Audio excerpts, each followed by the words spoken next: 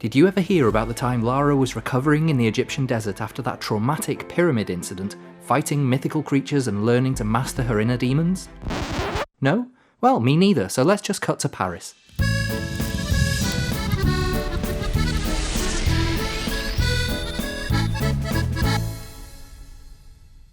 We haven't seen Lara in a few years, and our visibly shaken anti-hero is clearly a mess. She's still mad about having a pyramid dropped on top of her, even though it was her own damn fault, and she doesn't actually seem to care that Von Croy didn't walk away and leave her as she previously thought he did.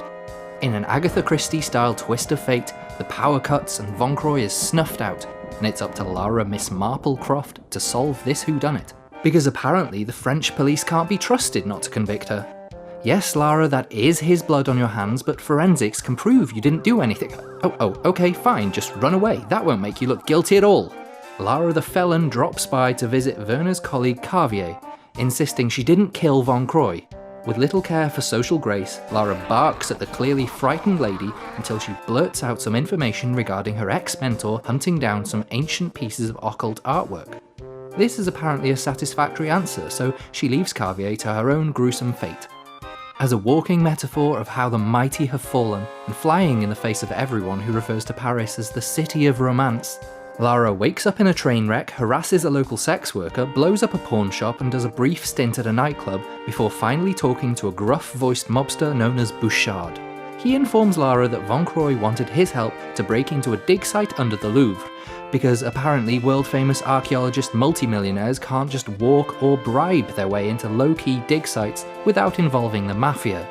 Since it's after hours, Lara ventures through the sewers and eats some chocolate she finds lying around, oh god, I hope that was chocolate, and blasts away into the museum where she maims, electrocutes, paralyses and shoots a bunch of men who are just doing their job and guarding the paintings.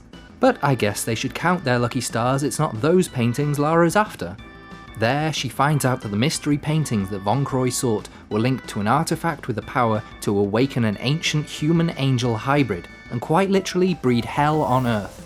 If only she knew what a welcome respite that situation would sound like in comparison to the world as it is in 2020.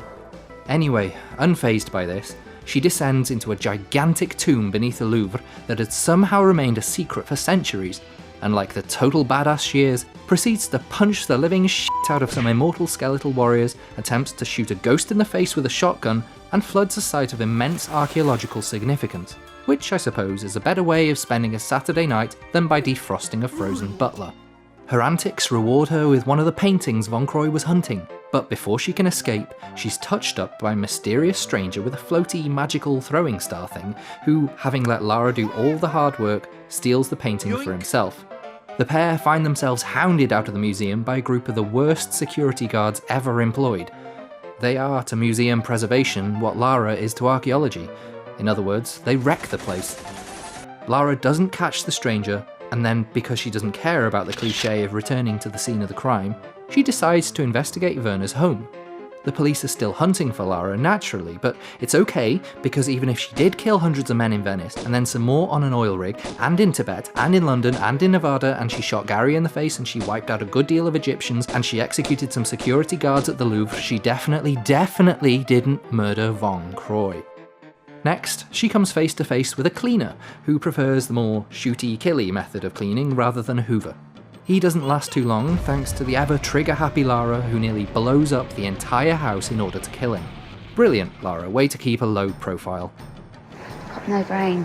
After escaping the inferno, clues lead Lara to Prague, where it appears the Parisian serial killer has also been having fun. Branching out and trying to seize the European market, I guess.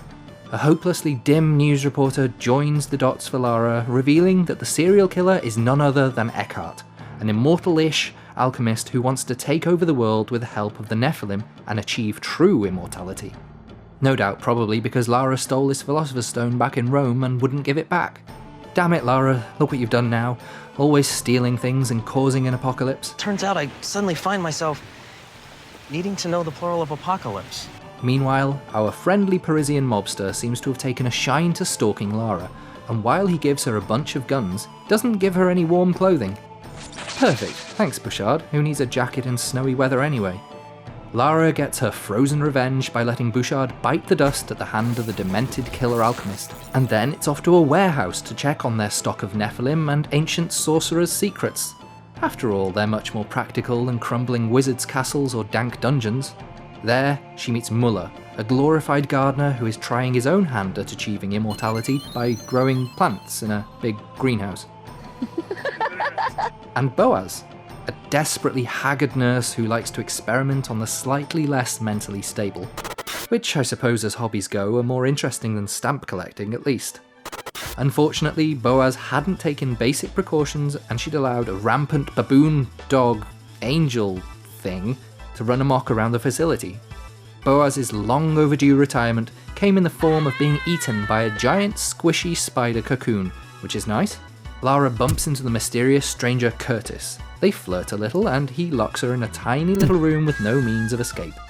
Take that, Lara, how do you like it?